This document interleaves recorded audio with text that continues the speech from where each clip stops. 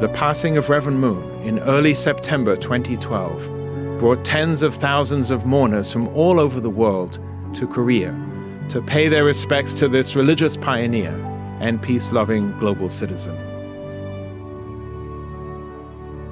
The mourners included former heads of state, prominent religious leaders, and civil and political figures from many countries.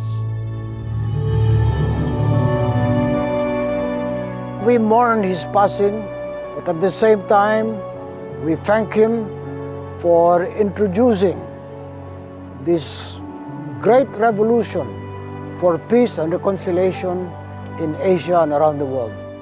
Reverend Moon was a dominant figure in the world peace movement, and I was so moved when I heard them say that he said he had come and he has done his work, and he did, and may God bless him.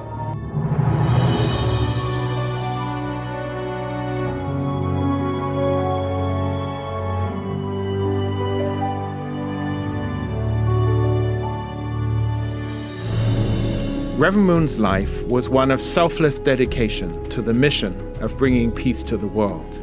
At the age of only 15, in response to an intense spiritual encounter with Jesus, Reverend Moon made a solemn promise to live his life in the service of God and humanity. Despite the hardships of living in an occupied land, experiencing the ravages of war and the harsh deprivations of a North Korean labor camp, he never wavered in this determination. From extremely humble beginnings in a divided and war-torn Korea, he began to build a movement of people who dared to share his vision of a good and peaceful world.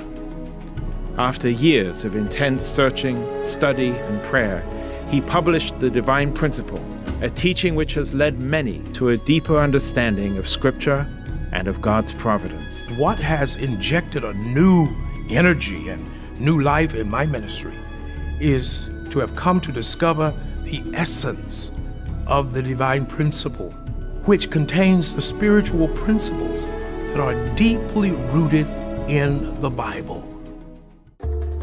Known primarily as a religious leader, Reverend Moon worked in many other fields of human life to promote the welfare of all humankind and to champion the sharing of technology.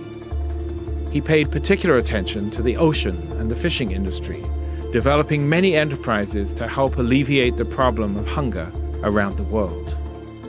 Reverend Moon also had a great love for sports and the arts, especially as a means to inspire harmony and strengthen moral character, and founded many organizations such as the Peace Cup for soccer, the Little Angels, and the Universal Ballet. In 1971, he came to America, a nation he understood to play a crucial role in the providence of God. He was especially concerned about the breakdown of the family and the spread of atheistic materialism, and he spoke passionately at venues all over the nation, including a packed Madison Square Garden. And at the Yankee Stadium, despite a ferocious storm just moments before he spoke. And at the Washington Monument in front of an audience of 300,000. 이미 초민족적으로 결성된 미국은 통일 세계의 모종이니 미국의 날이 센 하나님의 축복은 미국만을 위한 축복이 아니라 하나님이 다 같은 자녀로서의 전 세계 형제 자매들에게 나눠 주어야 할 축복인 것을 확실히 알고. He also met with prominent U.S. leaders to remind them of America's true purpose and mission. But some saw the success of his ministry as a threat, and negative campaigns began to emerge, creating misunderstanding about the man and the movement. This culminated in Reverend Moon's imprisonment in 1984 on charges of tax evasion. A broad spectrum of religious and political leaders rallied in support of Reverend Moon, recognizing that this was actually a case of religious persecution. None of us is secure until all of us are secure. Despite this unfair treatment, he continued to invest in America. Concerned about the liberal bias in the nation's capital, he founded the Washington Times in 1982. While many were skeptical, the newspaper soon became known as a champion for freedom, faith, and family values. The American people know the truth, and you, my friends at the Washington Times, have told it to them. Together we rolled up our sleeves and got to work. And, oh yes, we won the Cold War.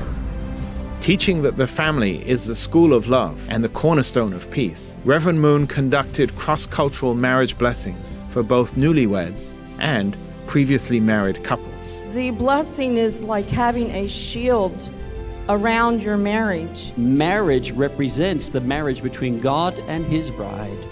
He wants to be one with you, not just in your church, but in your marriage.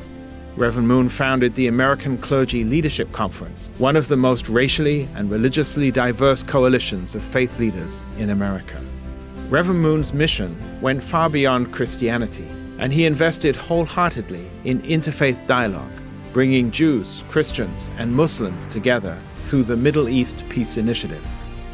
Concerned that the voice of religion should be involved at the highest level of peace building, he initiated the call for an interfaith council to be established at the United Nations. Even well into his 80s, Father Mun, along with Mother Mun and his family, continue to conduct peace tours, visiting nations around the world and embracing all of God's people with his love and teaching.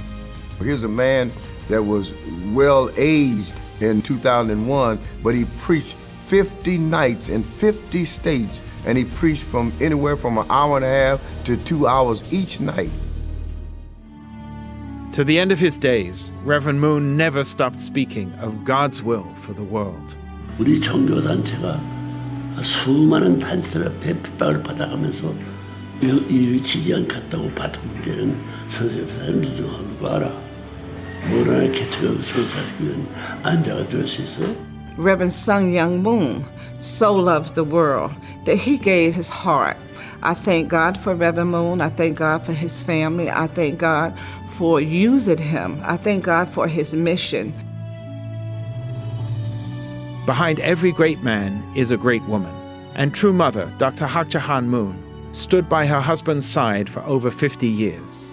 She is now leading the movement forward as we continue to build on the strong worldwide foundation laid down together with her husband. Mother Mun also embarked on numerous speaking tours of her own. Since 1992, she has led the Women's Federation for World Peace in countries all over the world, where it continues to carry on reconciliation and humanitarian work.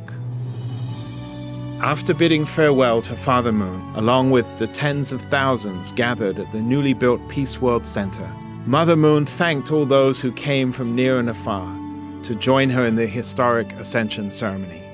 She encouraged us to keep moving forward and to realize Father Mun's vision of God's good and peaceful world.